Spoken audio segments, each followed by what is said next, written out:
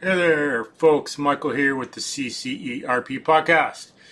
Today we're here to talk about how to move and be better and be more fit in natural environments where it's complex, changing, difficult, not so simple and straightforward as all this flat stuff indoors.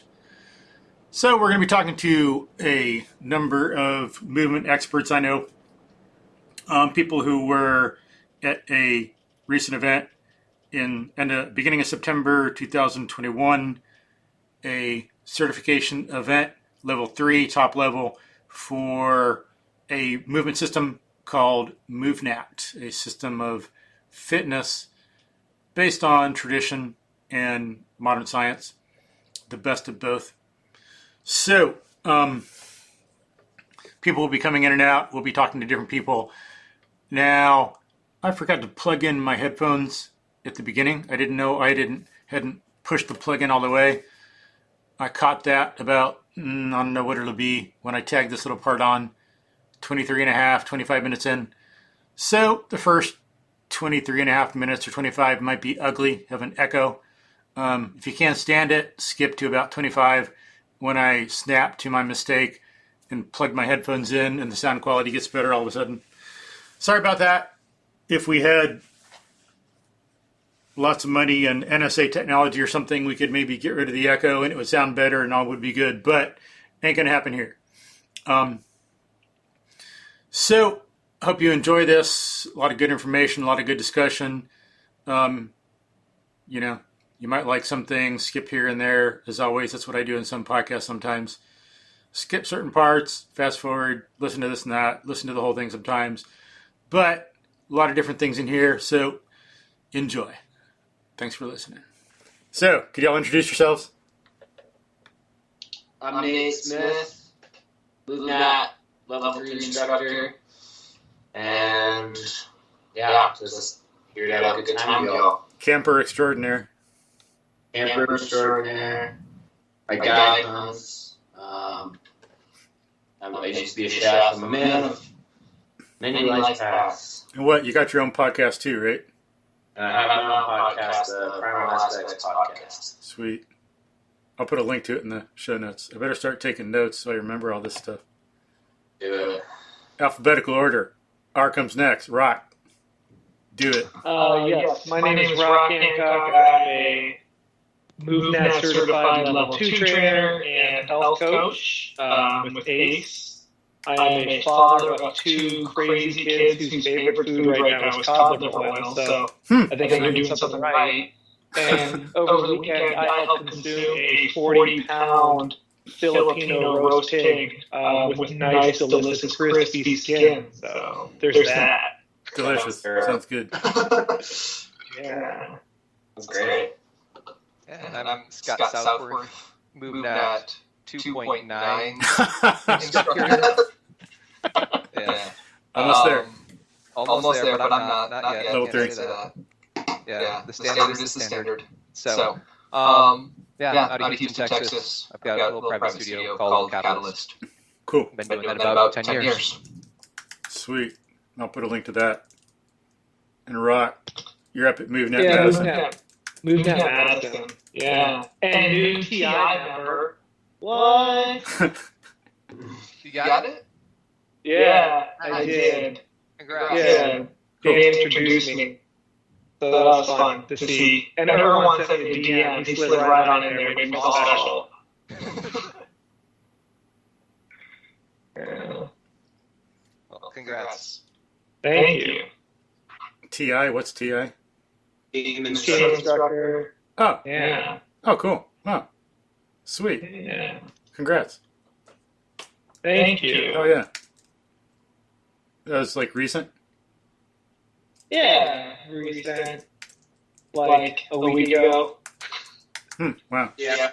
Got an email adding Yeah. and a handful of other people.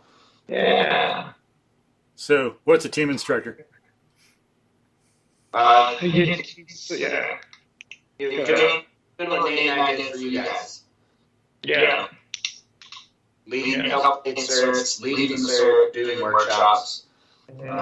And with Rock having his gym, he'll be able to host the events that would normally be booked there. He could be the one running it. Yeah. Cool. Yeah. Nice. Anyone else involved? Jenny Plus down there at Move True Langford, right? In New Mexico. Alex I can't believe Alex is a newer one. I thought he'd been there for a while. Alex who? Shane. Schenker. Yeah, from Canada. Yeah. There was like 6 or 7 new folks. Sweet. So over the past year. What does it take to be a MovNat team instructor? I asked because I knew someone in my region left, and what would it take to do it? That's what I did. Cool. Yeah. There's other things I'm sure you could do. I don't know. It's this mysterious thing. What you have to do if you're serious about it is you need to volunteer time to teach level 1 and 2 events, and then if you pass your level 3, you gotta volunteer to teach level 3 events. And then same with aquatics and combatives, both of those. Dave is the only other instructor right now who is going to be in combatives. Well, that's why I think Carlos Condo is one too. So Nate will be the third instructor to do combatives. But I think aquatics is pretty much just they take her on teaching events. Yeah. So I shadowed John Morey a couple times after time talking to Danny about some stuff and helped co-teach a couple certs here in Madison with John Morey. And then, kind of the opportunity was there because the person who had been in this area recently. And so, there was some of that too. And then attending L3. So you have to attend L3. At least attend. So, yeah. Cool. Sweet. Nice.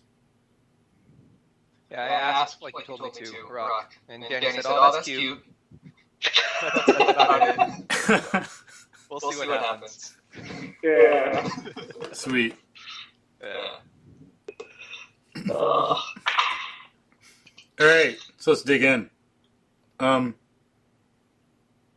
already talked to folks a little bit about MovNat and what it is, but first, anything else y'all want to say about your background about fitness, movement, being in the outdoors, and all that?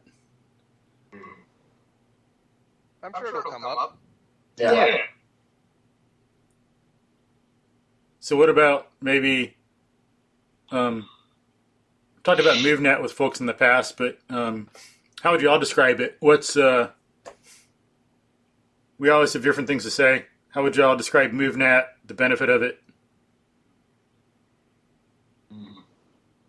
What's MovNat? You guys start.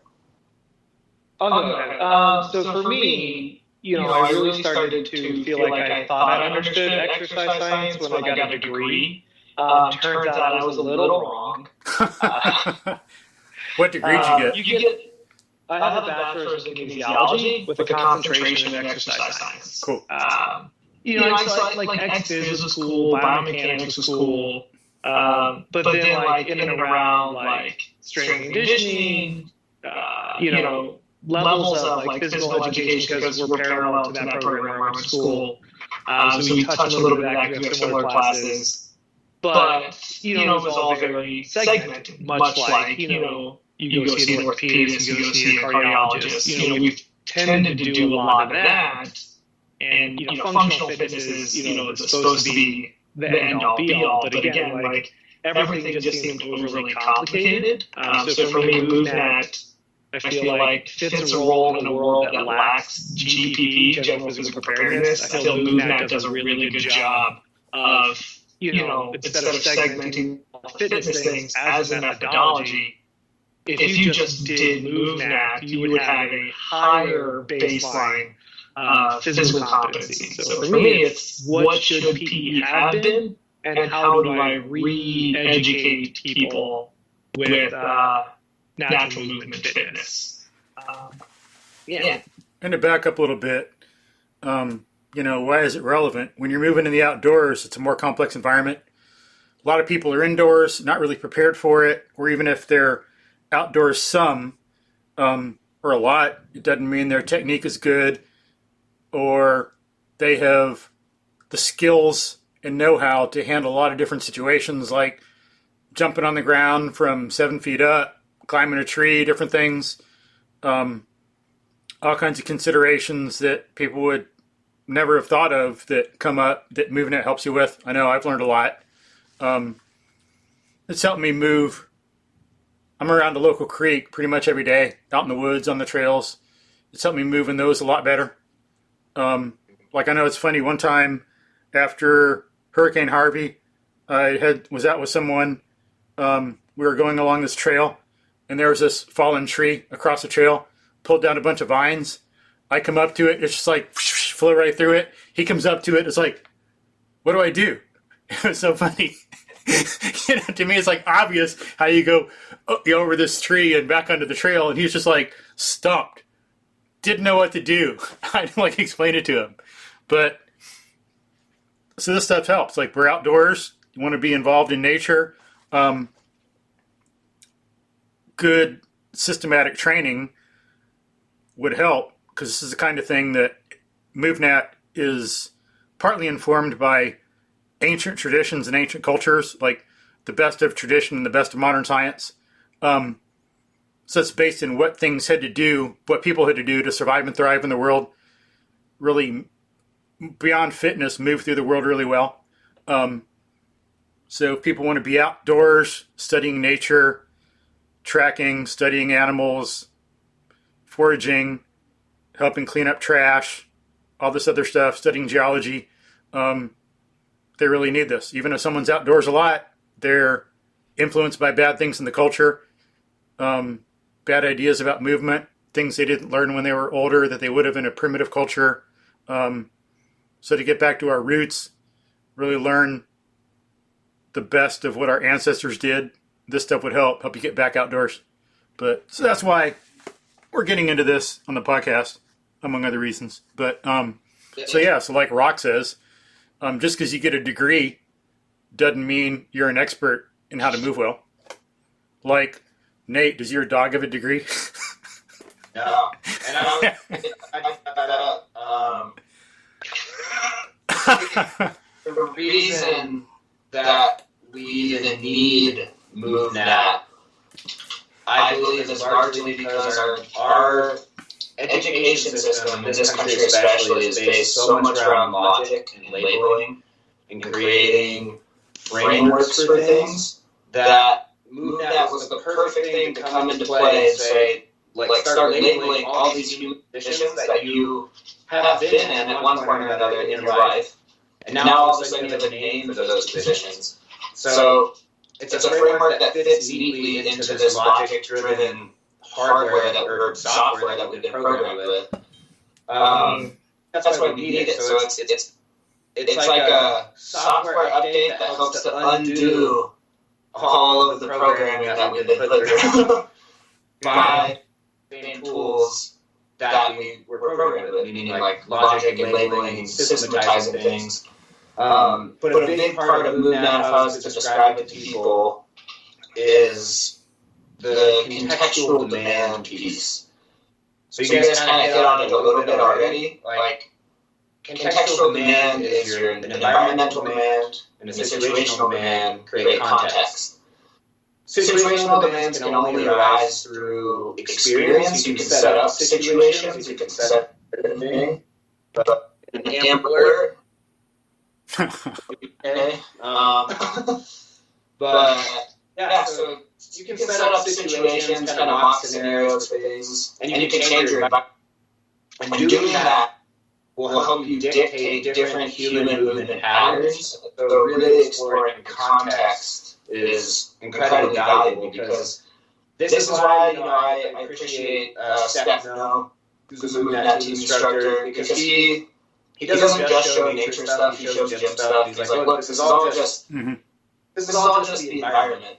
It's what you do with it that creates the context in which you can use these different skills. So that's one way I would describe it.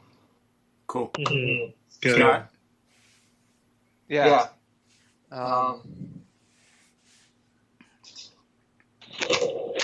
a little more direction on that question? Just like, How would you describe MovNat and its importance to people nowadays? Yeah.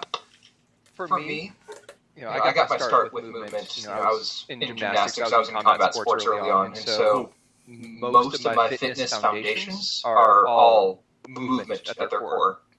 But if we look at professional fitness circles, the movement tie-in is, I'd say, minimal. There's bodybuilding, there's cycling, there's CrossFit, all these things that are very equipment focused, and they are like Nate was saying, they're systematized. They have very consistent metrics of this is how you perform and this is how you compare yourself against others.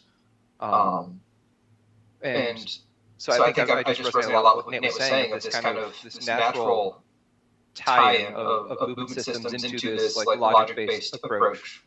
And to kind of further expand on that, though, it feels like, I've said this, that MovNat makes a great complement to basically any other school out there.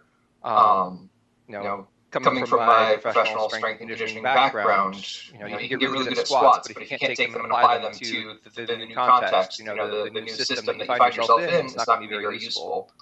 And so, the contextual training of MovNat, the practice of skills outside of the traditional strength and conditioning programs, it blends very nicely into other things.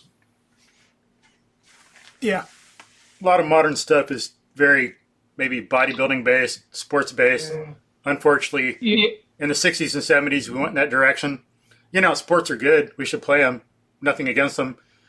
Doing some weightlifting is awesome, but we need more skill-based stuff. Get strength through skill-based movement, which is what more MovNat is about. Well, what? I'd be careful with the absolutes there. The need and saying that bodybuilding might be not as good. It's all contextual. Our society has evolved to a place where we don't need these things anymore. And so using good bad qualifiers, I'd be cautious around that. Because what if I want to bodybuild? Bodybuilding is great if I want to bodybuild. Yeah. Right? Yeah. If I want to get wall body, I get a motorized chair if I want to be wally. This is wally everywhere. It's funny. So, I did some strength and conditioning work with the Marine Corps, and we had this, state-of-the-art facility. Everyone went through, all the trainers went through, Olympic weightlifting certs, hardstyle kettlebell certs, TRX certs, FMS certifications, and we took this, class model, and then as I'm going through it, everything was, barbell-based, right?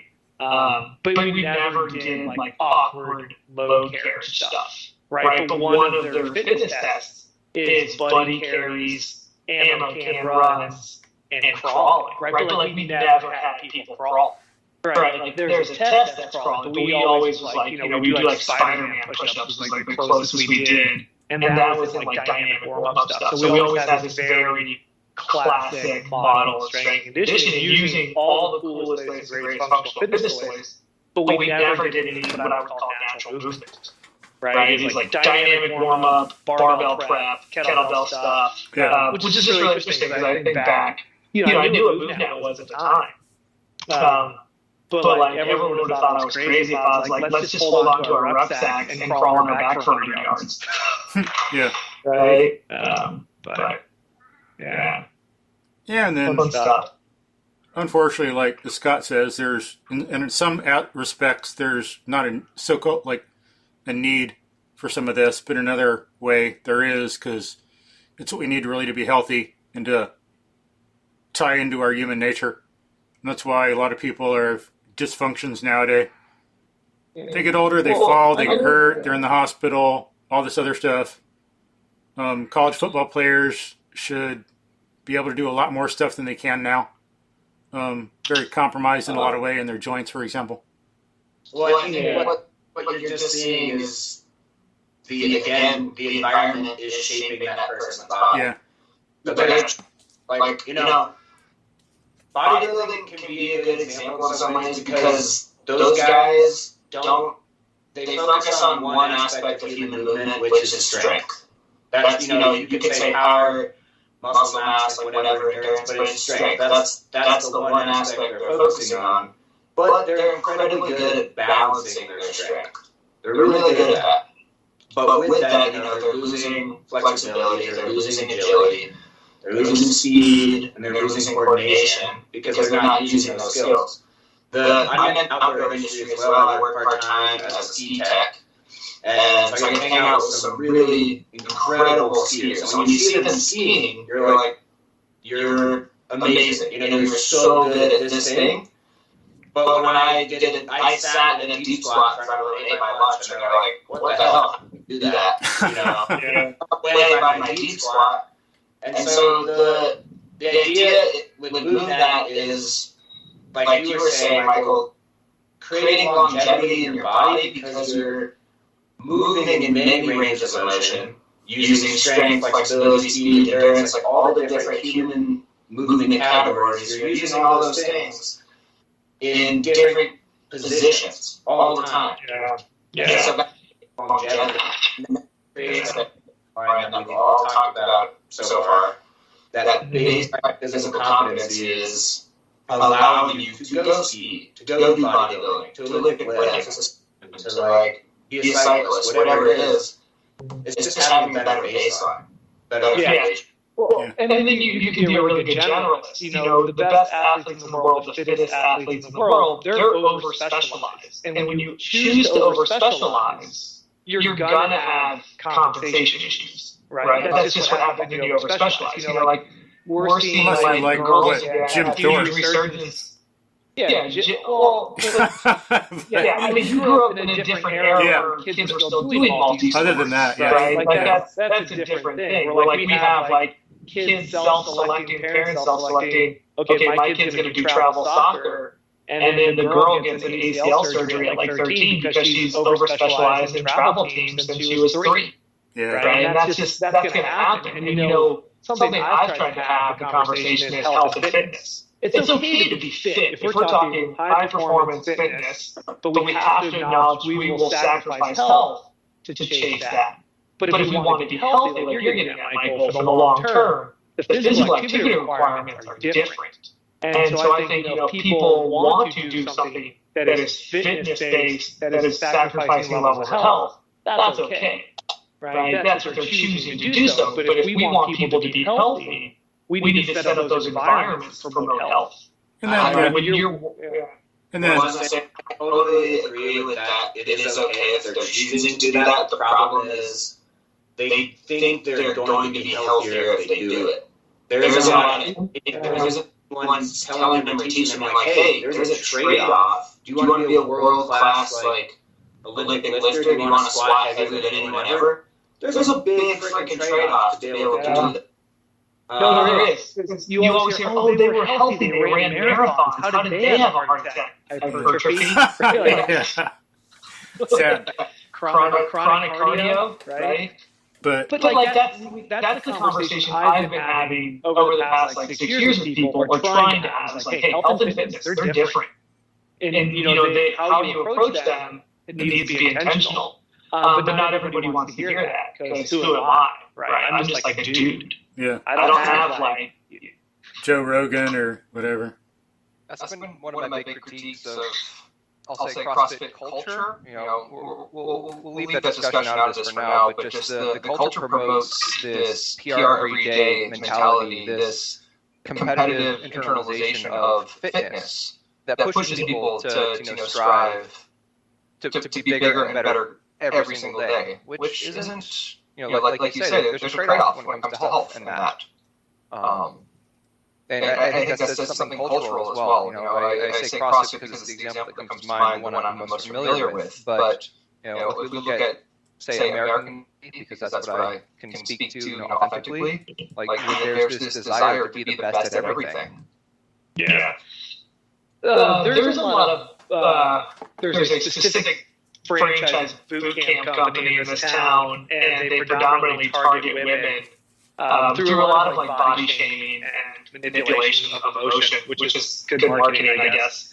but inevitably when a woman gets hurt in a class of like 40 people, and because she's overtraining beyond her potential, and it's just like burpees, mountain climbers, they get hurt. And then the messaging that I see them share on Facebook is like, sorry, I wasn't fit enough, and I let my community down.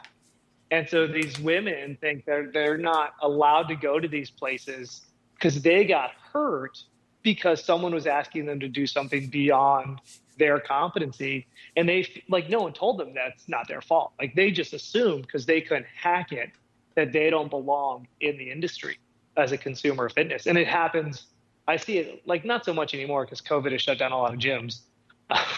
But, you know, for a while, that was at least once a week or once a month, I would see a comment like that from people who I knew were consuming fitness at some of these high intensity women only boot camp places. It's pretty sad. Yeah. And one thing, like with some of the specialized athletes you're talking about, it'd be, if we had a better fitness movement culture, context would be entirely different. Like with Thorpe, if people grew up getting more GPP, then when they specialize, it'd be entirely different. And people should, if they want to play tennis, if they love it, they should. But then they should have this other stuff they do during the week also, and this other stuff they do earlier in their life and after in their life when they're not playing tennis anymore. But focus on tennis, go hard at it. Just like some people love science fiction, some people don't like reading fiction at all, some people don't like reading. We got different professions. You like something, do it. But you got to make sure you got that GPP to function well as a human and hit everything else. Like, how's playing tennis going to help you play with your grandkids? You know? Oh, you could play tennis with them. Yeah. Have any of y'all No, Range, rather? Yeah, I've read that. I love that book. It rocks. Yeah, it's about how generalists tend to have greater success just because, you know, life isn't specialized. So, Yeah. What book is this? Range. By David Epstein. Okay. I'll put a link in the show notes. Yeah, he talks about how, I think it was like Federer was one of his big examples. You know, wasn't a tennis player early on, you know, came to it very late in life by pro standards, but exceeded because, you know, he had this variety of skills and conditionings to draw from. So, yeah. I saw a thing from Urban Meyer at one point. He did not like to recruit single sport athletes. He wanted 3 sport athletes to play on his football teams. You know, and there's so much to be said about, you know, these are people who are experts in their own right and what they're looking for at the collegiate level, we'll say, right? For like, they want multi-sport high school athletes. But it's so funny how consumers, having spent a fair amount of time in that like athletic world, parents love like sports specific training, which I always called practice, right? But then they're like, oh, you want to throw your football further? Here's a 5-pound football. Really get after it, right? But like, no, that's not sports specific training. That's just throwing a weighted football. And this kid needs to stop putting his arm overhead half the year, right? That's just all he needs to do is no overhead movement for 6 months. Hold on. Right? But like parents. Let me call Nate really quickly. Okay, we'll take care of that in a minute. But yeah, so what were you saying, Rock? Oh no, something about sports. Throwing a football. Weighted footballs are not sports specific training practices. Yeah. That's my least favorite thing about the strength and conditioning sports performance world is, oh yeah, we do sports specific training. When all strength and conditioning should be basically GPP, somewhat. Yeah, just like the La Sierra. Y'all heard of La Sierra, right? No. Mm-hmm. La Sierra PE. Yeah. Yeah. Here, let me see. There was a small resurgence of that for a bit. Like 6 years ago, they were trying to do a whole documentary and make that PE again. Yeah. But it's probably toxic masculinity at this point. Pretty sad. But yeah, it's like the girls did that too. But in that documentary, they point out how it's the girl coaches who are the ones that chose to do something else. they're the ones that had the girls do a different program than what the boys were doing. So it's not like they weren't allowed or anything like that. The girls' coach just shows it. But, and yeah, it's one thing people should look at. Shows what we're capable of, more what should be in the culture. They were following that traditional approach too, classical approach, like. I mean, it looked pretty militaristic at points. The like whole PE movement after Kennedy called us out for being fat and out of shape. I mean, but that's what we were like. You know, that's what's nostalgic, right? All lined up in tiny shorts and t-shirts tucked into them, doing squat thrusts out in the field, 100 by 100. Yeah, girl. Get it. Let me see. I think. Shoot us some questions, Michael. All right, let me see if I got him coming in now. You do that on the back end, and we'll just answer the questions. All right. So, or one thing, have y'all seen any videos of SWAT obstacle course training? What they got to do to get into SWAT? I mean, I can probably guess based on just random obstacle course videos I've seen. I don't know if I'm thinking about the one you're talking about, but going over things, through doors, stuff like that. Yeah, it's like pretty. The Ranger weave, right? The Ranger ladder, over, under, like up an incline on fallen trees or something. Yeah, I didn't see that one, but it was kind of like some level 1 MovNat stuff, maybe some level 2. Pretty easy. Like once I saw it, like I think for San Antonio, it showed some people doing some monkey bars. Mm-hmm. And woohoo. Super practical. And doing hand-foot crawl on a wire, inverted underneath. Rope. There we got. Here we go.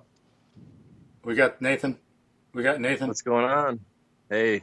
Oh, there. Okay, cool. Sweet. Come on, get on the video, dude. What are you doing, naked or something? Come on. I mean, you just woke up. Exactly. I am naked.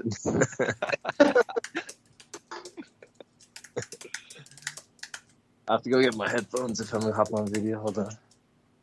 You're talking like L1 stuff. You guys familiar with the Army's reboot for their combat fitness test where they got rid of basically a knees to elbow pull-up? So think like front hang foot pinch, but instead of getting your feet to the bar, your knees just have to touch your elbows. And they pulled it because people couldn't meet the standard. Yeah, wow. I saw that. And then like I had a bunch of women in here. They're like, how hard's that pull-up? And like, they could all do swing ups. So they're like, you're just bringing our knees to our elbow as we do a chin up. I'm like, that's it.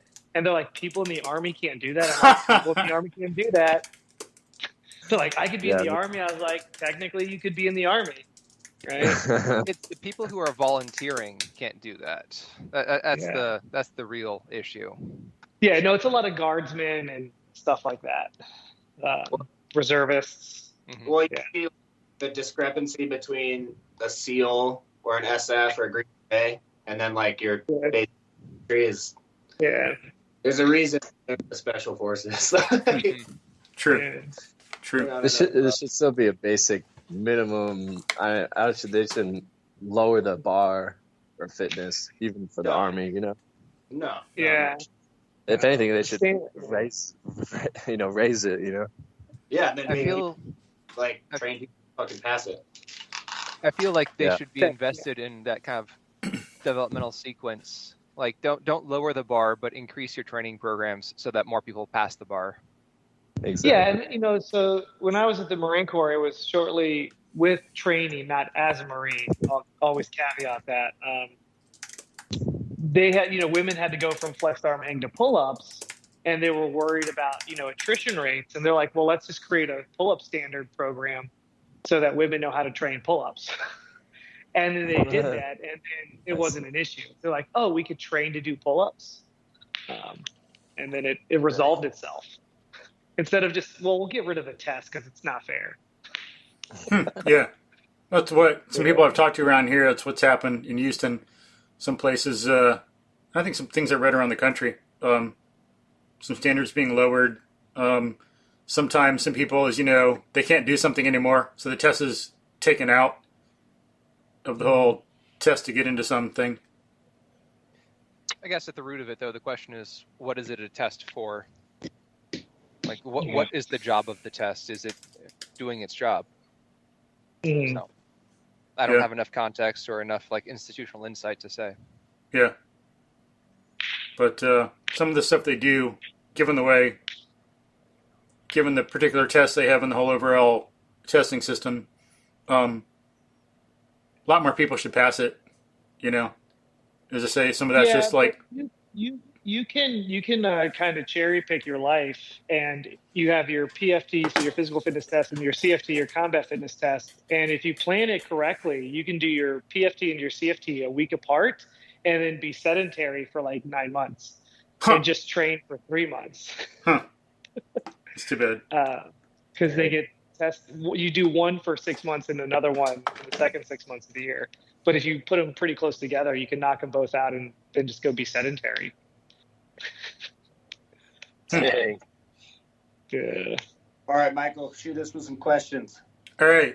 So, do y'all have any examples from like Rock? I'm going to go. I have my kids' class starting in 5 minutes. Oh, and cool. They're pulling in with their mom. So Okay, it cool. was good seeing you all. Thanks, Rock. Sorry I Yeah. couldn't talk longer. Yeah. Bye. More to say, but yeah. Good seeing you, Rock. Thanks. Yeah. See you, Rock. Take it easy. And Nate, I forgot. Could you like introduce yourself to folks? Tell us about your background and all that. Which one? Yeah, Nate you, Amado. Nate A. What's going on? Yeah, Nate Amado, MovNat team instructor and online coach, master trainer. Doing it since 2014. Well, I've been doing it since 2013. Started getting certified in 2014. Had a parkour background before then. Wrestling is really what inspired my movement training in high school. And It's amazing so how I got many parkour. wrestlers there are. Yeah. I mean, I wouldn't say I'm I do it, but I did it for a year in high school, and I think it's a great discipline, wrestling. It's very strong. It's a strong practice to have, and so I started jiu-jitsu in 2015, and I started at an MMA school where we did MMA training, we did wrestling, we did Muay Thai, and of course jiu-jitsu was what I mostly did. But yeah, wrestling is a very strong background. Versus jiu-jitsu, you can kind of like go through it lazily. You can be very, you can almost be too relaxed. I feel like wrestling gives you you have no choice but to be strong.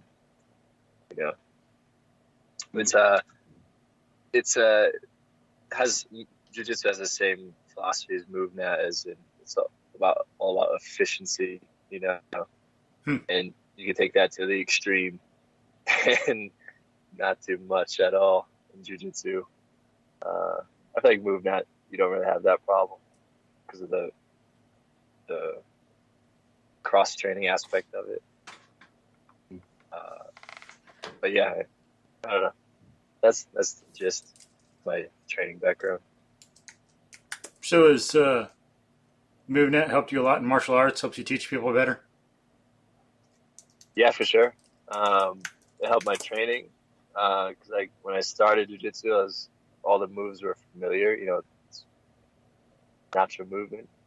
My mobility was good. Had a good strength to minimize injuries. If you go to most jiu-jitsu schools, like I did, when you start out, they're gonna throw you in, to the shark tank. You're gonna start rolling, and you're most likely gonna get injured. It's like telling someone who's training MovNat on their first day who can barely get on the ground comfortably to climb a tree. You know, it's like you just should be throwing someone into sparring live on your first day. Should be climbing trees on your first day of MovNat, you know. But luckily I had the MovNat background, which helped, you know, reduce and minimize a lot of those injuries. Yeah, so it's definitely helped with my training, and then the teaching aspect, of course, helped me break down movements and stuff. When I started teaching jiu-jitsu, I was already teaching MovNat, so it transferred pretty well. Cool. So what do you notice in the culture in general and some of the martial arts? Do you think people would get hurt less if they knew MovNat, be able to teach better, some things like that? Yeah, definitely. Yeah, if you have a solid foundation, especially with all the ground movement that we emphasize in MovNat, that will definitely prevent a lot of injuries, minimize a lot of injuries. And yeah, the concepts are for teaching, yeah, they transfer well. If you're a MovNat Certified Trainer and then you go to teach a martial art, that will help a lot. But what I've noticed is now that I'm doing more Gracie Jiu-Jitsu, it's a lot different than just like your average Jiu-Jitsu school, whereas you're preventing all those injuries by not having beginners roll, you know, not having beginners spar. They're just learning the foundations, kind of like we do in MovNat. It's Cool. Teach your foundations first, just like the 36 core techniques. And then, you know, once you have your foundation, then you can, if you prove technical proficiency, you can graduate, graduate to the next class. And so that helps a lot in that sense also. But yeah, just having a solid, varied movement foundation will, of course, help too. Mm-hmm. Kind of like we were talking about a little bit earlier, the hyper specialization. You know, everyone treating them or treating everyone like athletes, right? Taking a complete novice and having them compete, it doesn't go well. You know. Exactly. And then I think, Yeah, exactly. I think MovNat helps you have a whole body awareness. I surprised someone I know who does martial arts and is in MovNat. He was teaching at a studio. Of course, someone else in the studio was also, like, this guy was a black belt. The person who owned the studio was a black belt, higher degree level. And this guy was having, the MovNat person having his students do a drill, get on their back, roll, pop onto their feet. You know, you're on your back, you just roll, get onto your feet and jump up. The instructor, the owner, thought it was cool and said he wanted to do it too. But, you know, you'd think black belt, martial arts, good body awareness. No, because the guy was, instead of keeping his back, like, my friend wanted to show him how to do it, make sure he wasn't going to hurt himself. But the owner said, no, I'll just do it. And so he was slamming his back into the ground. He'd be on his back, he wouldn't bend it, he'd slam onto the ground and come up. And then he had, like, back problems that took him, like, over a month to repair. He had to go to a chiropractor and stuff. That was just shocking. You know, you wouldn't expect it. But yeah, it's true in our culture. And, you know, people just don't have that whole body awareness of how everything works, how to do things right, to do some drill that can actually help. And they end up, no technique and you get hurt. What? Yeah, for sure. I've seen that where people can be really good at, you know, one thing, this example, you know, martial art, but still not have like a basic general body awareness. You see that pretty often. I actually started, when I started teaching the advanced classes where I work now, I started teaching MovNat for warm-ups. And, you know, these high-level jiu-jitsu practitioners were having difficulty crawling, which is great. They're like, dang, I need to take up some private lessons with you for MovNat. I was like, yeah. It's no joke. Or I saw this video presentation, I think, in front of the International Firefighters Association. Some guy who's teaches fitness, like a over hour long thing, and it was interesting. He's talking about some basic things to do in there, and he's as demonstrations of what can go wrong. He shows a few professional athletes. So, you got these professional athletes, you think they got the best coaches, everything's all dialed in, they know what they're doing. But what was it, like RG3, I think? It showed a video of him when he was doing the combine and stuff. He would jump up in the air and his knees would bow in. Instead of keeping knees and feet in the same direction, his knees would come in. Mm-hmm. Yep. And then he has these ACL tears. It's like, no wonder. Yep. Then it shows this other guy, I forgot this guy, he played with Portland, basketball player. His trainer was having him do some weird exercise with like bands on his feet and holding a ball or something, doing kind of lunges. And again, his knees were falling in. His knee would come in towards the center when he'd be moving forward instead of knees and toes in the same direction. You got this like major sports trainer who you think would know everything, but no. I will say it's surprising. Don't judge people based off their social media posts, right? I've gotten into spats online where, you take a 5-second highlight reel from a client just to throw something up on the web, and then you get all these, desk jockeys commenting on the technique and how it's awful and how, they could do 10 times better and you shouldn't have a job, and it's a thing, right? So, we've just got a snapshot of their training program. I get what you're saying about, alignment, but I don't know if I'd distill the entire, failures of their training program because of that one thing. Well, yeah, that assumes that the guy who was speaking, who's a fitness expert, was doing that. Mm-hmm. I don't think he was looking at, I don't know if he was even looking at social media stuff. It could have been, other pictures, maybe some social media from the combine thing. But you shouldn't jump to conclusions either, but we shouldn't be able to reach a conclusion when it's necessary and everything points towards it. But yeah, so we got to be careful about doing some stuff, but then, we got to look at how some people are not training properly also. Some people we might expect. That's one thing this guy was pointing out in his presentation to the International Firefighters Association, trying to get everybody to do a few things, keep knees and toes in the same direction so you don't have ACL or other ligament or tendon injuries, helping them have better posture when they're doing some things. Yeah. For sure. But yeah, so MovNat would help with some of that. Help get people more dialed in, which is like the point. But yeah, different things to think about that. So good point too, Scott. But so what are your all experiences outdoors? How has like MovNat helped you moving in the wild, moving to Mexico, things like that? Experiences in camping, all that. I posted a thing back in, I think it was January 22 or 2020, where, we woke up to a surprise, like 39 degrees in Texas, and that was not expected.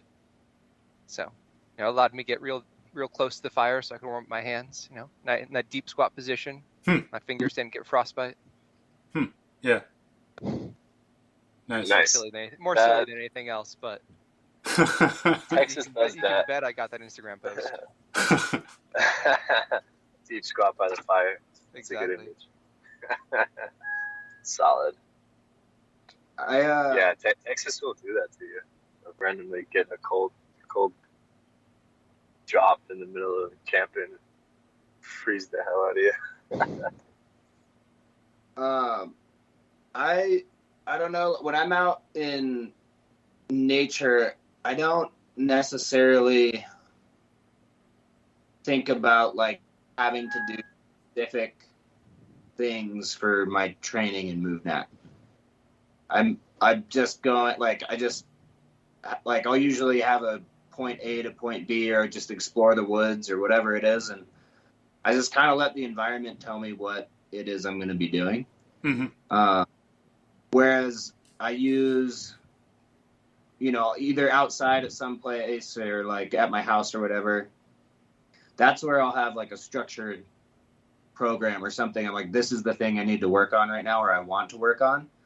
When I'm out in the woods, I'm there to connect and have fun and enjoy myself, hang out with my buddies, do whatever. And I try not to make it into like a protocol, because that kind of takes away from the value of nature for me. And like, I want to zen out and laugh and play and, Mm-hmm. have a time when I'm out there. So for me, being in the outdoors is much more about just feeling as human as possible. What do you mean by that? I mean, like being involved. So hunting is a great example because it's one of the primary practices that allowed us to get where we are now. There's so many things involved, hunting and gathering, all those things. But when you're hunting, you're just so immersed in the landscape and you're so viscerally aware of everything around you because you need to be quiet and you want to be quiet. You're stalking an animal, and that's just been probably the most spiritual moments of my life have been on hunting trips. Mm-hmm. Yeah, I can agree there. That's for one, definitely it's more intuitive, less rigid, right? Mm-hmm. More going with the flow, using your environment, adapting to the environment, more adaptable training whenever training in nature. Because you don't know what the environment's going to provide, and especially if you're in a new place and you don't know what the situation's going to be. Maybe you'll be training and then all of a sudden the weather changes, starts raining or whatever. Right? It's going to change your whole training. And hunting is a great example. About to go hunting again tomorrow. Cool. With Matt, Travis, and Rory, Nate. So that'd be cool. It's the ultimate natural movement experience. It's the ultimate, DNA expression of being human. Y'all do rifle or bow? I do both. Yeah. Yep. I just got my deer last Saturday. I don't know if you knew that, Nate. Oh, nice. Congrats, dude. Yep. Sweet. It was doe. She was the matriarch, or at least she was the biggest one. Kind of seemed like she was the mother of the 6 deer there, and clean shot went through her. The angle I was at went through her heart, lung, and liver. Holy shit! That's good. Yeah, that's she a good died. shot. Yeah, she died very quickly. Didn't drop. She like bounded, reacted really quickly and moved about 10 yards, and then she fell over. Yeah. Wow. Sense. So pretty adrenaline surge. Pretty instantaneous death. Talk about like a workout though. After you do that and then you go to butcher the animal, just butchering the animal in the field is exhausting.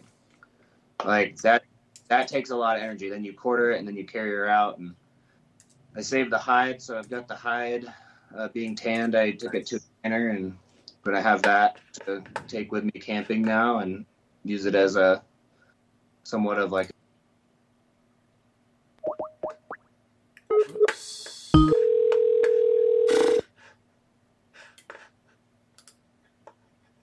Hello? Hey, Mason. What's up? Hey, hold on. Let me see. Where was everybody else? I lost them like crap. Let me see. Uh-oh. Get back to here. Join call. Wait, I'm going to have to redo that.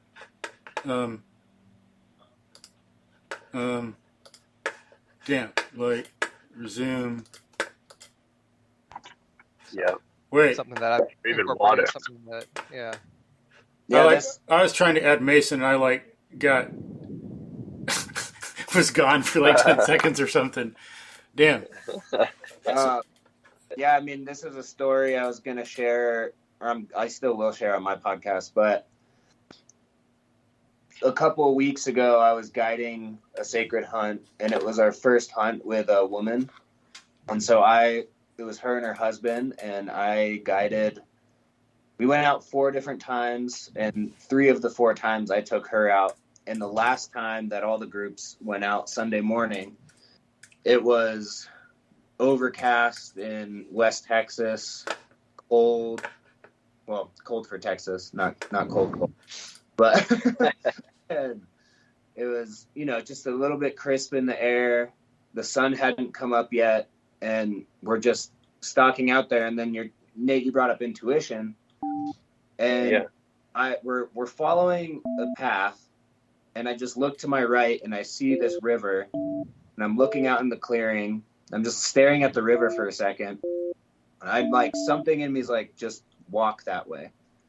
We walk down toward the river, and we look up river 300 yards up. There's 2 deer, 2 whitetail, and I'm like, they're standing in the water drinking. And this is when I'm like, this is it. This is our deer. We move up to about 100 yards away. We stalk that close as quietly as we can along the bank of the river. And then she takes 3 shots. She misses the first 2. They were really high. Saw the splash in the water, this huge splash from the bullet hitting the water. And I was really glad she missed the first 2 because she aimed at the young one. And I was like, aim at the mom, like aim at the older. And so her 3rd shot, I was like, you're hitting too high. She aims low, right through the heart. Holy shit. Her first hunting. Yeah, this was her very first hunting trip ever. Oh my gosh. And it was a really powerful experience. And then we carried her back, like her husband and her and myself, because she put this, it's a whitetail. It's not as big as a mule deer, but still a big animal. And she was a trooper. She tried to carry it back on her back as far as she could. She was like just exhausted, full of adrenaline. Her husband took it. He got exhausted. And I was like, all right, like I was just the guide, but I'll carry this for you. You got to get it back. So, yeah. How much did the deer weigh? Huh? How much did the deer weigh? Maybe like 80 to 100 pounds. Huh, wow. But, after you've been walking all morning and like you're carrying, it's not so much as it is how awkward the animal is. It's not like it's not ergonomic. It doesn't have any handles on it. Yeah. It's not like 2 50-pound kettlebells in each hand. Yeah. Yeah. If I had a barbell with 80 pounds on it on my back, that would be like no problem. I'd be like, okay, sweet. This is like a smooth object I can carry. But it's like awkward shape. The head, bloody. There's no handles. Yeah. And then you're walking over uneven ground. Yeah.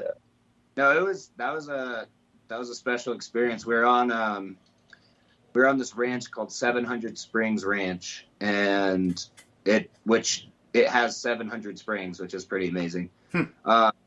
It's the water for the Llano River, which you guys may be familiar with that because you're both in Texas. Yeah, nice. So the Llano comes out of this ranch, and it's spring. So the river is all spring water. It's crystal clear. And the house we were staying in is fed from that spring water. So you're just showering and drinking spring water. And cool. like this is a magical place. Wow. It was definitely special. How many acres they got? 32,000. Oh, God. Wow. Yeah. It's That's bigger, a county. It's bigger than some national parks, like in Colorado. Is that like from a land grant way back or what? No, this is old money. Oil money. Wow. Nice. Probably even before oil. I mean, there's like a part of Austin called Pflugerville. It's named after them. They're the Pflugers. Okay. Oh. Yeah. That family. Huh? That family. Oh, you know? I mean, everyone in Texas knows, like, the big ones, the Houstons, right? The Austins, the Flugers. Yeah. Yeah. I don't know them personally, but the name gets tossed around. Yeah. So Yeah, I've Fluger- heard of Flugerville for sure. Yeah. Yeah, it was a crazy place. So had that lady been? Yeah, that was her first time hunting. Her husband has her husband hunted much before? Nope, it was her idea to go. Huh? She Wow. she dragged him along. Yeah. Huh? And They so were that was like one of them transforming experiences for her, being out in the outdoors and hunting. Yeah, I mean, and there's a lot of other stuff we do there too. It's at its core, it's an indigenous rite of passage, and we're using hunting as that rite of passage. And so there's opening circle and a lot of intention setting, some breath work, like a lot of stuff that we wrap into the experience beyond the hunting itself. But the hunting is just the vehicle in which to have that spiritual experience. And she texted Monsel later, thanking myself and thanking him. She said it was the most spiritual experience of her entire life. And that she, like, holy crap, that's amazing. Wow. Nice. So it definitely made me feel like I'm on the right path, doing the right mission. Has she spent much time in the outdoors before? Is like nature new to her? Or is she deep into nature all the time, or what? Oh no, I mean she lived in Madagascar for 10 weeks with the native people there. Wow. Nice. Not Holy new. crap. Yeah, she's not like very nature savvy. A lot of stuff. Her and her husband Hold on. Wait. here. Hey, Mason, is that you with the wind in the background? No, that's No, Nate Amado. I'm indoors. Oh, Nate. Oh, Mason. What By up, the way, man? Mason, say hi. What's up, guys? How you doing, y'all? What's happening? I So, wish I could see your faces, but yeah. Not missing anything special? You got an interesting setup there. I like the backdrop. You got it's like 3 view on stairs in Houston or something. Oh, y'all are seeing that? Oh yeah, Oh. you can check Oh, the view that's in the top right. Do Yeah, grid that's view or what you get. something. Just put on grid. Yeah. I thought you were calling in, Nate. Where's That's your video call, dude? I actually got to head out right now. Yeah. Oh, okay. But yeah, maybe we could do another one of these soon. That'd be cool. Yeah.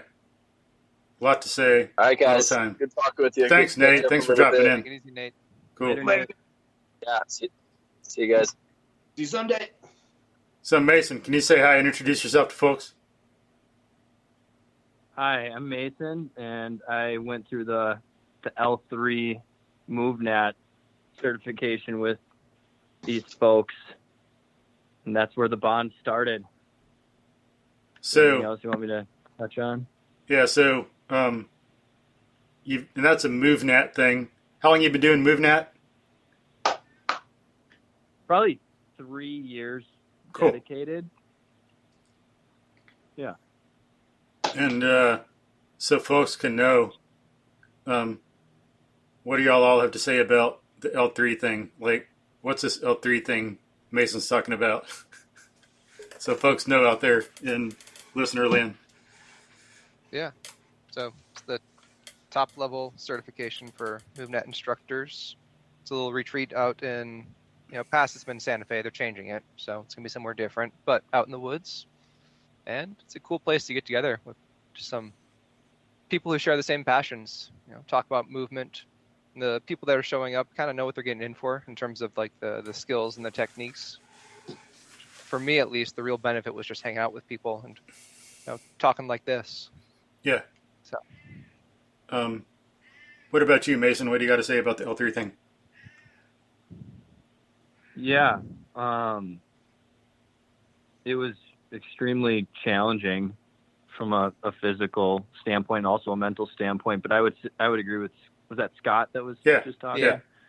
I would agree with Scott in second that the kind of the camaraderie and just meeting the other like-minded folks was the most eye-opening, to know that other people out there exist like me, that think like me, and then was probably the most rewarding part of the whole thing as well.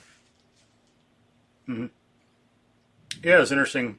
Everybody synced like a military unit out there. It's like a military cohort. Right? After all, some of the training, like look at some of the videos you got to do, show and test to get into SWAT. Some of this stuff is beyond what they do. Beyond some other. So I was going for one of my. Sorry. Go ahead. What? No. I was just gonna say I was going for one of my barefoot walks the other day, and I walked past this family, and it's like a pretty rocky, rough path through the woods and stuff, and I passed this family that was like pushing their young child in their little cart thing, and I passed them once, and then on the second time passing them, the husband stopped me and he was like, "Hey, what are you? Why are you barefoot?" And I was like, he's like, "Are you just toughening up your feet?" I was like, "Yeah, that's part of it." That's, just kind of trying to give him the simple answer. He's like, "I didn't know if you were like in special ops or something like that." So just kind of piggybacking off of your comment, I was like, "Damn, man, I'm flattered, but no, that's not why. It's just weird." But yeah, it's kind of like once or twice. But could be because it's like you got college athletes, special forces. Physically, they're way above what I could do or could ever do. But when they do their runs, okay, they can go fast, but they don't do it barefoot. If it was barefoot, it'd be a totally different story. And they can't do it barefoot because their feet are too weak. Just because of our culture. They could train, but just the way things are is a given. Not what they could be, but the way they are, it's like they couldn't do it. Have you guys heard of gravity boards? I just got some. That sounds familiar.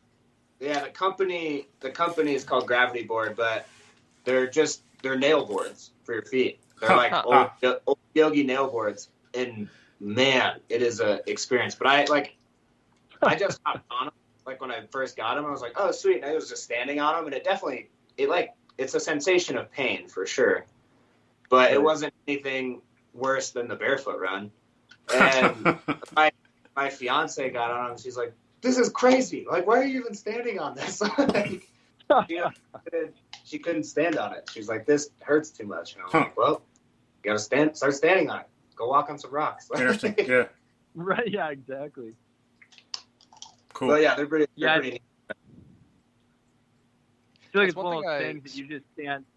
You gotta just frickin' do it. Otherwise, because I've been trying to be more barefoot the last couple months since seeing you guys.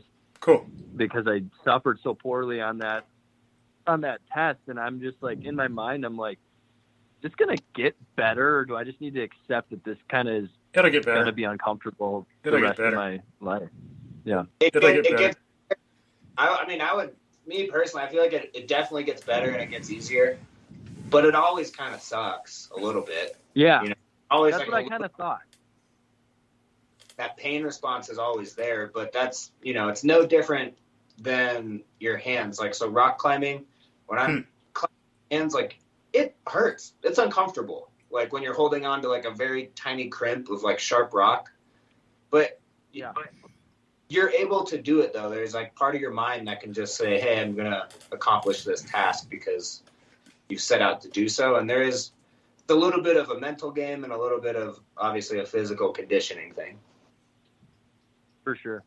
And they'll be sensitive. I know I've gotten to the point where, those little sweet gum balls? You know what I'm talking about? Mm-hmm. Fall off a tree. Mason, you know about them sweet gum balls? The seed, not the candy. Mason, what? Are they kind of like acorns? You might say it's like a big kind of spiky acorn. Okay, not really familiar. It'd be like clearly. It's like it. Yeah, if you were on Skype, I could show you a picture maybe, but anyway, they're what, I don't know, 1/2 inch diameter, 3/4. They got spikes, but they break down when you step on them. But I got to the point where I could I run on those tree roots, stuff like that. A little gravel out here, and it's no problem. And sometimes I actually even want to, because it's like a foot massage. When you got some of them little hard balls down there, some roots, running on those gives a good massage to the middle of your foot. So you'll eventually, be smart about it, go slow, have a good program system. Then it'll be fine. Like some people tried the 5 fingers and they just jumped into them, or they tried going barefoot, and there was that lawsuit against Vibrams. But as Katie Bowman points out, it's not the shoes, it's how they got into it. They just jumped into it and thought kind of mindlessly that it'd make them healthy, so let's just do it. But go into it smart, slow, pay attention to what your human animal is saying, and you'll be good. Right. Yeah, I've been in minimalist shoes for like 10 years, but cool. It's the actual barefoot. It's the like hypersensitized, feelings from not being barefoot ever. So I just gotta work through that, and I'm getting better. It's better than it was 2 months Get those ago. calluses. So. Yeah. Exactly. One thing I struggle with. You gotta go, Nate. Yeah. All right. Thank you, Nate. Let's do this again. I'll talk to you guys all soon. Yeah, it'd be nice to talk more about hunting. That was interesting. Yeah, let's do it. Thanks. Bye. Yeah. I got one question before I got to run. Maybe you guys can help with. I tell my clients I've got this barefoot run for my test, and they're like, "Why?" And I don't have a good answer. Like, what value do you guys feel this adds? I think that is a good question. For one thing, I think there's a bunch of answers. Like one thing would be to read the Barefoot book by Dr. Howell. Okay. He goes over a lot of reasons. I'll put that in the show notes too, now that I'm mentioning it. A lot of reasons why we should go barefoot. And he's done some talk, so of course you can get the book, read, listen on Audible, look him up in podcasts and get some free stuff. I think he's got a website. And then you know about the Harvard Barefoot Lab? No, I don't. I'll have to put a link to that too, but Harvard Barefoot Lab, what's his name? Lieberman, I think, who wrote the recent book Exercised and the Story of the Human Body. I think he runs it, but they got some good stuff. Mm-hmm. And then so that'll be some good ideas and resources, of course. But then from what I've learned, Katie Bowman is one good point, because the skin is a weak link in the chain. Like some people can't hang. They can get on maybe a soft bar or hold something for a while, but get them out on a tree. And why can't they do it? Everything is there, but the skin's weak. That is a weak link in the chain, which destroys their ability to do it at all. Same thing with the feet. So it's getting that every link in the chain in your whole human animal functioning properly. But then as Dr. Howell and some others bring up, there's a bunch of benefits to going barefoot. If you're in shoes, you got bad posture. You're not in touch with the ground. I go barefoot a lot, and I like it because if I have shoes on, I can't feel what I'm stepping on. Or if you're climbing a tree, right.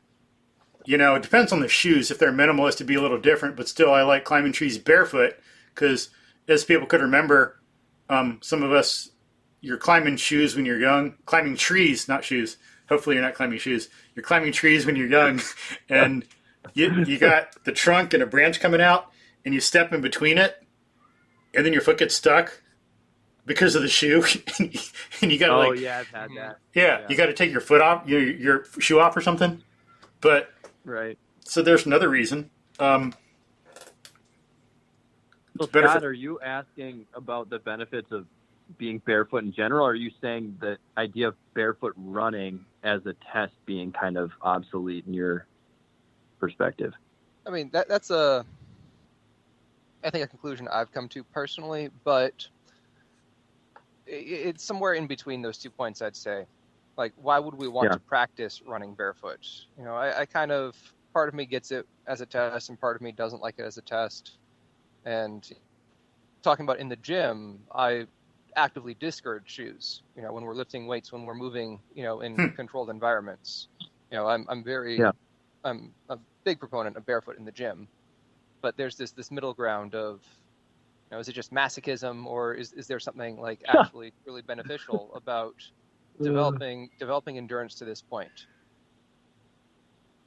So my biggest thing is from the small amount of research that I've done on barefooting is just like the grounding effects. And so like, as far as running, I can't make a strong argument for why running in it regularly would be beneficial, or if the benefit would outweigh the risks is maybe a point you're bringing up. But as far as just like the grounding and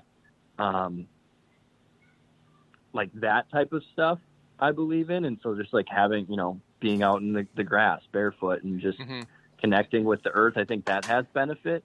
But yeah, I don't know how I feel completely about,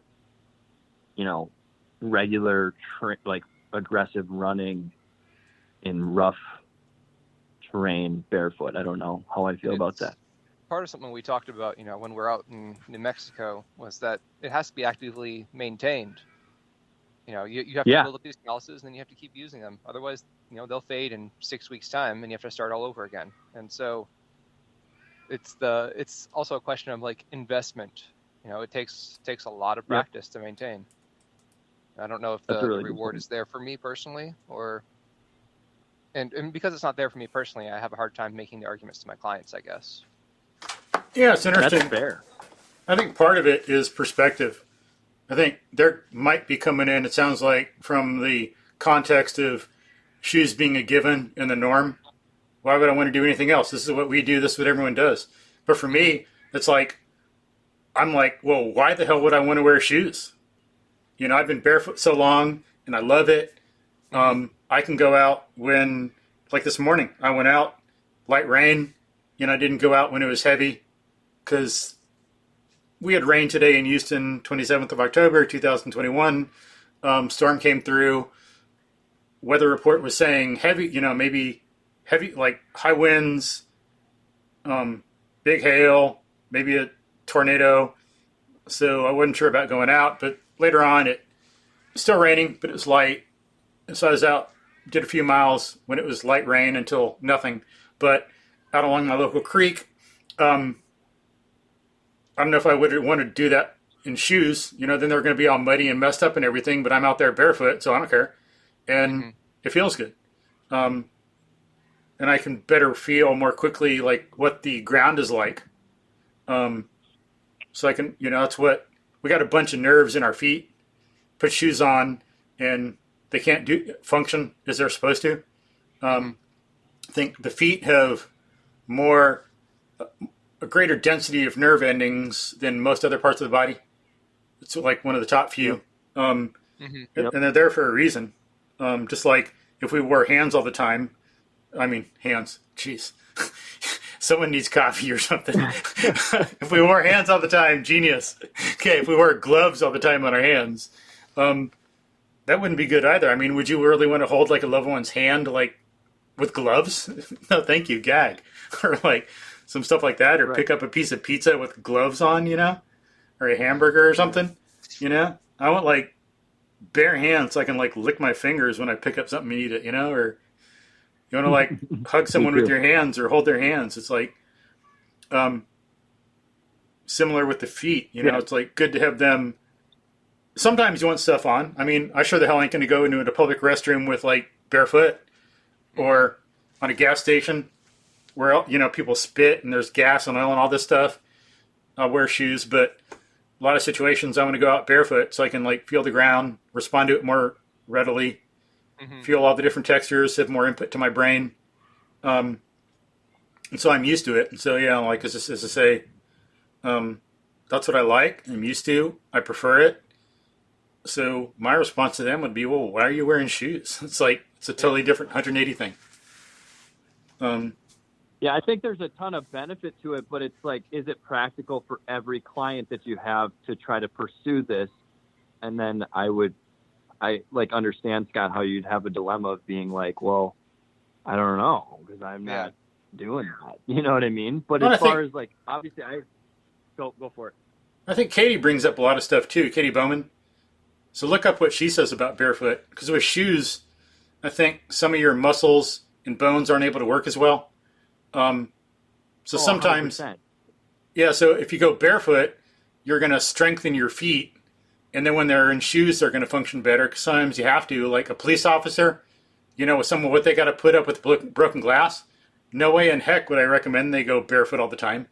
They got to wear shoes, or firefighters, but I think they should, because it'll strengthen their feet, make them more adaptable. The ligaments, the tendons, the bones, stuff will degenerate if they're casted, as Katie Bowman puts it. Wearing too cushy of shoes is like wearing a cast on your arm, and it gets weak and dysfunctional. Yeah. So I'll try to find some stuff that Katie Bowman says about barefoot in particular, but her book, Move Your DNA, probably addresses some of that too. But, so I'm all about being barefoot in some capacity. I think on some level the question is, to what extent do you have to take it for, the best health benefits without putting yourself in, harm's way for every person. Obviously, I think if you have the time and the patience to train for it, I think there's unlimited benefit that could be gained from it if you do it intelligently and the right way. And of course, I think we all agree that the person that can run 5 miles completely barefoot through rough terrain is more conditioned for a context where shoes don't exist in some alternative universe, I suppose, than the person that has never trained for that. So they have a little bit further capacity, but is it practical for everyone? I don't know that I would agree with that, but I do think getting barefoot exposure would be a benefit to everybody in some capacity. Yeah. The closest to a successful argument, or a successful, I think, reasoning I've come to, is the perception change. You must be much more aware when your feet aren't protected. You have to actually look at where you're going. Yeah, it's a good point too. It completely shapes how you interact with the environment, and that's the best argument I could give. And then they can ask, what's to stop you from doing that with shoes on? And I can't get any farther than that. I don't have a good answer. And so something I think for me to keep considering. I'll read up on these. Barefoot book and what was it? Move Your DNA. Yeah. I'll take a look. Hopefully that helps. It's a cool question, though. Maybe you already know it. And then I think one part of the answer too is you should go barefoot, and you need to, but yeah, it's just at what level? Like, do you need level 1 of MovNat or level 3? Some people, they have to have the highest level 3. Some people don't. Yeah. Well, I do got to run here. Yeah, but cool. It was good talking with y'all. Thanks for exploring that with me. My kitty says hi to your kitty. I'm getting this one. Bye, this Scott. right here. Cool. All right. Take All right. it easy. Y'all have a good night. Awesome. Thank you, Scott. Appreciate it. Bye. All right. Just me and you, Mike? Just you and I. Looks like Nick's not going to be able to come in. Another? Yeah, Nick was, but he's like, says he's got to take care of his kids. Okay. So he's got to take I will have to take off shortly here, too, but cool. This is cool. But so what topics have you guys covered? Well, went over some about our backgrounds and what MovNat is, and talked about GPP, SPP, sports, the modern culture, La Sierra, what they did. You're familiar with La Sierra? No. Okay. I'll put something in the show notes. I'll send you some stuff. La Sierra High School in the 60s. They had a program based on classical methods. Coach Laprati was the one that did it, and some others. Had great success. They did individual classical training. They had a 3-part thing, that, sports, and I think martial arts. I forget what the third one was. But they did some amazing things. I'll send you the handbook that showed the standards for the different types of shorts, and I'll send you some videos so you can see some of what they did. But they had a system. White shorts was first, and you had to earn that, and then red, and then blue, then navy, then I think gold. And let's see. They did different things for tests for each of these.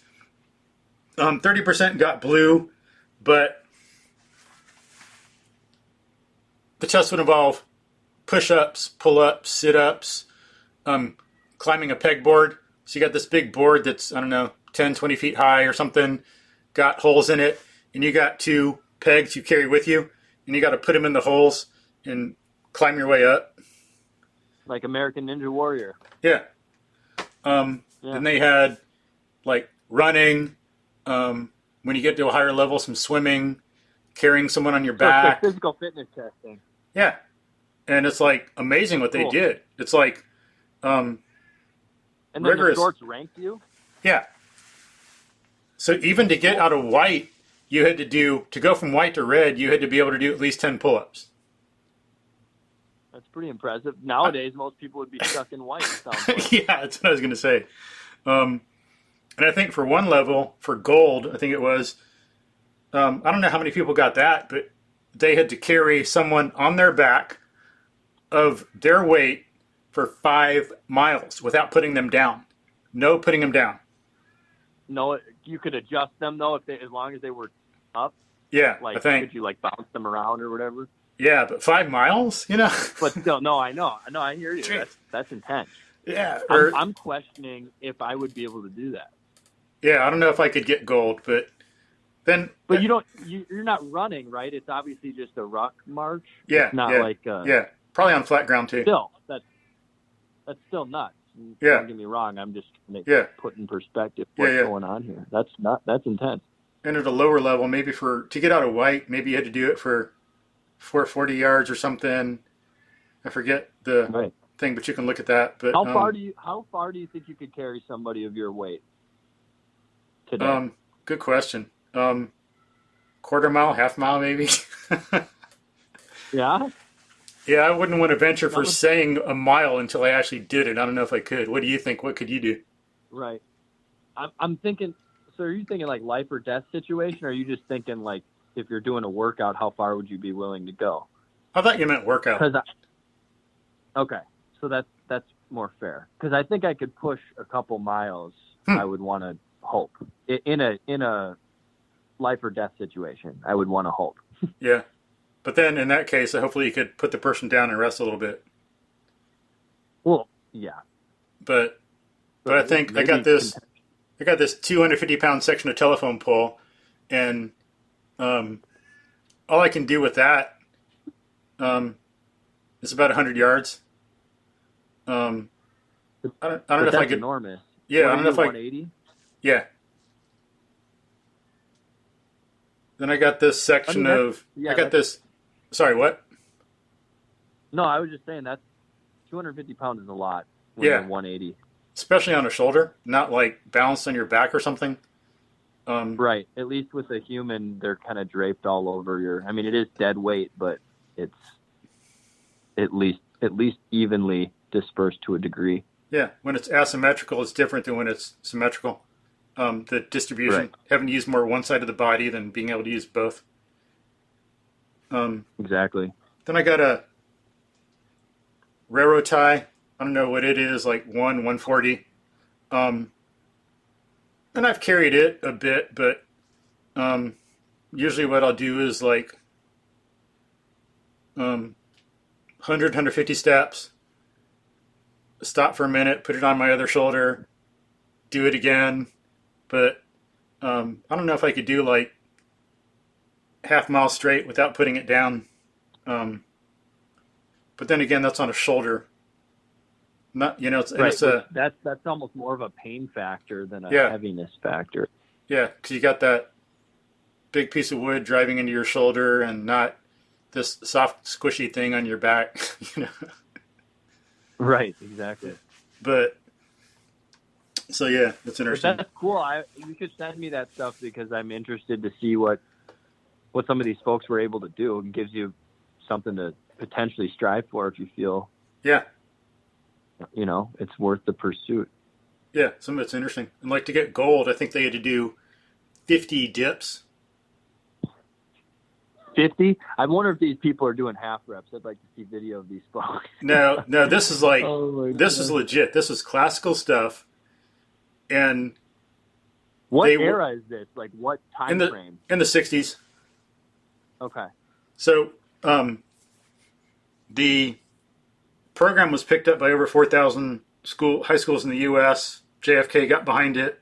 And from what I've heard, even though this program was as intense as it was, as you'll see when you see some of the videos, excuse me, no one ever got hurt because they knew what they were doing and knew how to train people.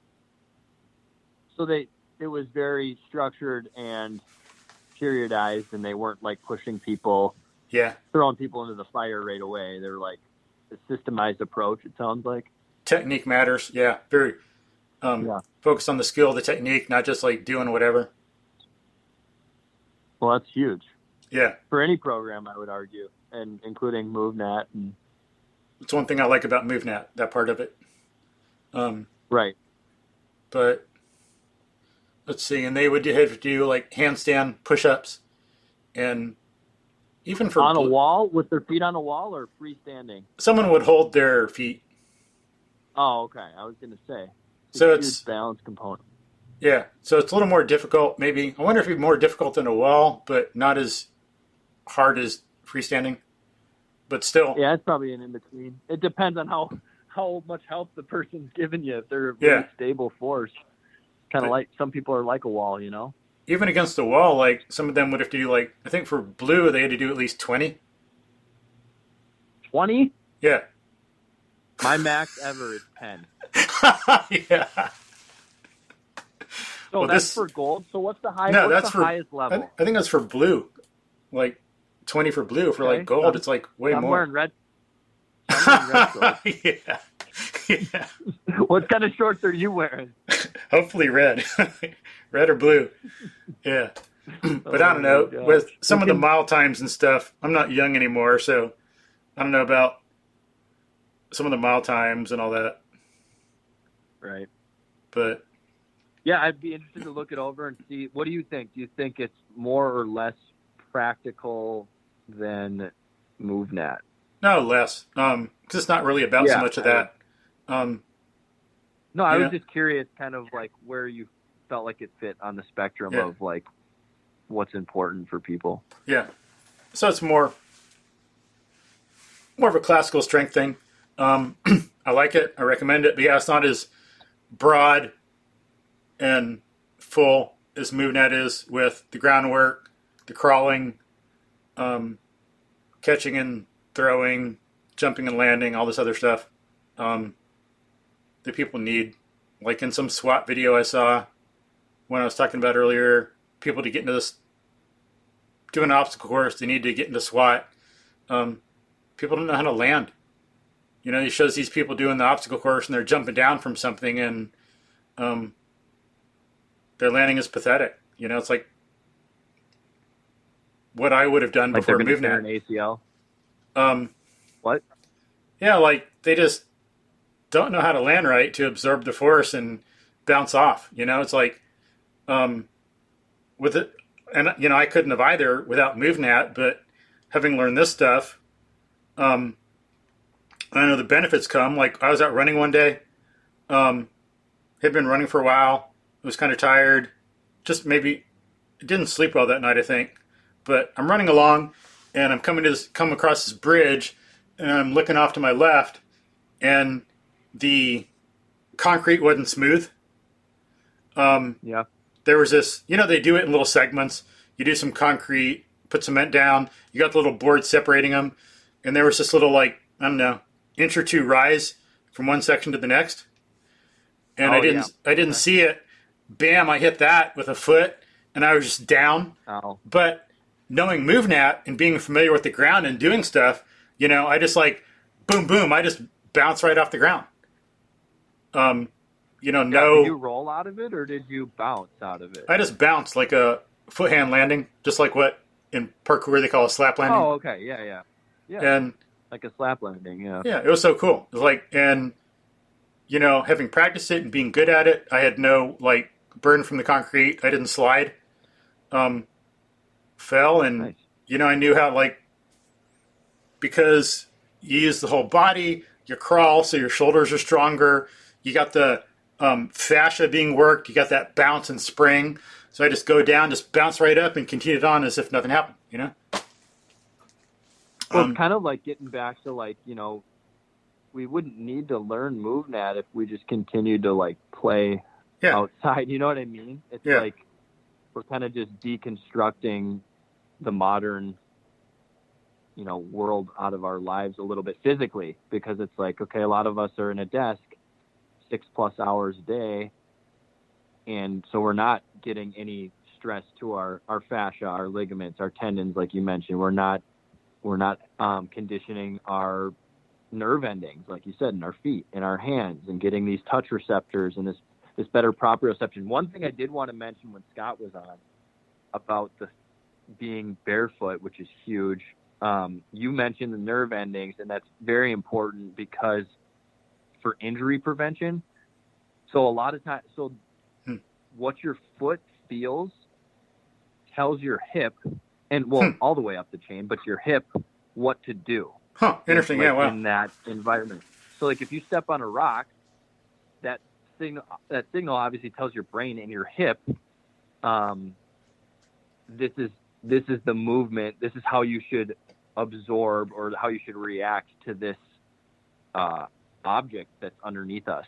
And then if you're running on an uneven terrain, right, and your body's having to adapt to the undulation of your surface, whereas like if you're just in a gym and it's like, okay, I know it's flat and it's smooth, right? There's nothing to adjust to, or there's not as much to adjust to. Mm-hmm. But when you're out, in the wild organic environment and things just come up, that signaling becomes even more important so that you don't, and it's not just your hip, but like your knee. It's like, so you don't tear your ACL just because it's the first time you've ever run out in a field and your body's not used to like making that signaling efficient from your foot, from the nerve endings in your foot up to whatever joint that it pertains to. Yeah. So I think that's really cool.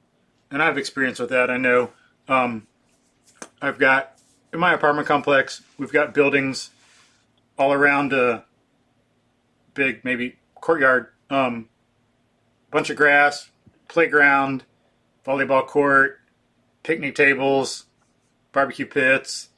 So this big area. I remember way back, like over 10 years ago, first getting into MovNat and reading what some of the early paleo people did. Said, now what was one person's name? I can see his face, name not coming to me right now. Economist, wrote The Evolution Diet. I'll have to put his name in the show notes, but he was talking about the feedback systems involved between being on rough ground and how it's beneficial. And I noticed that firsthand, like me being so used to flat, and I spent a long time being sleep deprived. I think I must have been autistic spectrum growing up or something. It's a spectrum, affects people differently. But then the way it affected me, I think I didn't have as good a balance. But if I'd be walking on this, like, in this courtyard, kind of this big thing, you got the grass, the volleyball court and all that, it's not really rough, but it's not straight like concrete. But I would, like, be awkward even walking in that. It might stumble a little bit, but then I started doing it more. And now it's like I can do that and way beyond. I go out on the local bike trails along my creek out in the woods, natural trails, and roots, winds, turns, stuff in the trails here and there, some bike features, and I have no problem. It's like I go over it like nothing. But so yeah, it's like that is so important to get out in that rough ground barefoot, to be able to learn to adapt and have good balance, because that is a very important thing that helps fall prevention. 100%. Helps you use your body right, like you're saying. What? And I actually, so I lean more towards your perspective of like being barefoot is better. Like I'm definitely more in that camp, but I think, you know, with some of the discussion we were having, it's like, okay, how do you, you know, does someone need to be able to run 3 miles barefoot? Maybe not. Like, you can still get a lot of fall benefit from just walking barefoot. Yeah. And, you know, just being more barefoot. But I would agree that the most conditioned and the most trained person would be able to do the most with the least, so to speak. So, like, naked and afraid style, what can that person do? You know what I mean? With their own body and without any additional supplies or protection, like that person's going to be more adaptable. Yeah. Right. Yeah. And that's where I'm like, that's the kind of the nature freak and like the minimalist freak about me that thinks that that's kind of cool and like could be pretty useful if you care, you know? Yeah. And I like the challenge, being able to do it, pushing yourself to different levels, because a lot of people think about more weight, more weight, more weight. Okay, well, what about, or faster, faster, faster? What about, as MovNat brings into play, and a lot of others don't, too many other systems, what about adding complexity? Like, we can have goals of making it going the same time in your mile, but making it more and more complex. Yeah. And then there's more demands. Taking off your shoes is a way to do that. Pardon? Go ahead. What? Taking off your shoes is a really good way to do that, huh? Yeah. And then when you're barefoot. But there's a million ways. Yeah. Right. Different trails, features, barefoot or not. But yeah, a lot more you can do with it instead of just running and, let me just go faster or go farther. MovNat adds many more dimensions to your fitness. Yeah, I fully agree with that. I love the added variables because they can be infinite and endless. And I think our culture gets so wrapped up in, like you said, either adding more weight or adding more reps. And those things are good for certain goals, but they're not good for making you – it's not the best way to make you the most prepared for the most stimulus. Yeah. It makes you very prepared for those two stimulus, more weight or more reps. But, you know, and some level of physical conditioning, like that program that you were talking about from the 60s, for instance, like that'll give you a general level of physical preparedness for, you know, that'll make you more prepared than others. If you're able to, you know, wear the gold shorts, so to speak, you're going to be more prepared than somebody that hasn't done anything, obviously, but that person still won't be able to do a lot of the things that we're doing in MovNat, just from an exposure level. Yeah. Well, you can take people in the Army or the SWAT team, and maybe they can run a good mile or 3 miles, but how are they going to perform in Santa Fe having to do it barefoot? Yeah, exactly. I think a lot of them not well. Yeah, no, definitely. I think all the people that aren't training for it, not well. Yeah. And not to take away from what they do. We appreciate it. Oh, no. They actually achieve it. Take it that way, but... Yeah. I'm just saying for like the general culture, because sometimes nowadays people will, you say something and then people try to draw conclusions about things that you didn't even say or don't even mean or don't even think. Right. It's like, I didn't say that. I hear that. So not what I said. But thanks anyway for not listening. So I try to like contextualize and qualify a lot nowadays. Try to prevent that. Make sure people understand it, and then it's on the record in case someone wants to misrepresent you. There you go. But all right, Mike. I hate to say it, but I gotta get going here. Sweet. I've got class in Oh, in a few yeah. minutes, so I gotta 5:30 already. I take didn't notice off. that.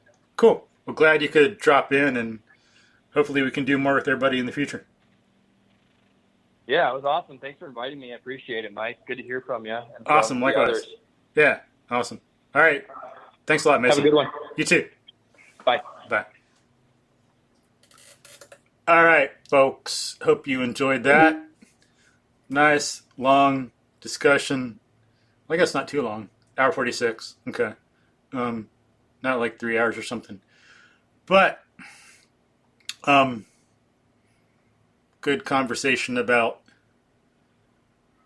fitness, movement, the benefits of the movement system, MovNat, how it differs from some others. A lot of ideas in here about how to move in the outdoors, how to make yourself more fit, things to think about for fitness beyond just calories, time, weight. Think about environmental demands, complexity, the kind of things we need to do to move in the world.